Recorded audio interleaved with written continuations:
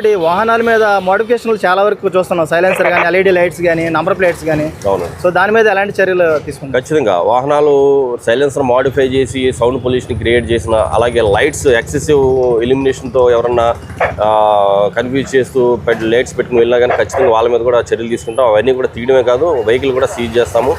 దానికి సంబంధించిన ఫైన్స్ అని కూడా ఇంపోజ్ చేయడం జరుగుతుంది. సార్ ఒకసారి హెల్మెట్ ఇవ్వండి సార్ మీది. సార్ అలాగే నో పార్కింగ్లో వాహనాలు నిలుపుతారు సార్.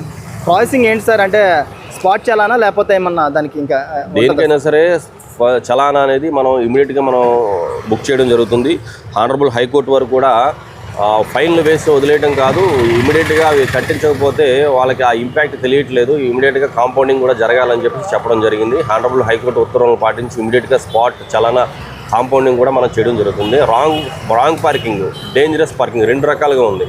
రాంగ్ పార్కింగ్ అంటే మనం ఎక్కడైతే నో పార్కింగ్ అని పెడతారో అక్కడ పెడతా ఉంటారు. డేంజరస్ పార్కింగ్ అంటే ఆ వాహనం అక్కడ ఉండటం వల్ల ఎదుటికి వచ్చే మిగతా వాహనదారుడు గప్పు చూసుకోకపోవడం వల్ల తగులుకుని ప్రమాదాలను బారినపడే సందర్భాల్లో డేంజరస్ పార్కింగ్ అంటాం. ఆ రెండు కూడా కఠినంగా చర్యలు తీసుకుంటాము, వాళ్ళకి ఫైన్లు వేస్తున్నాము.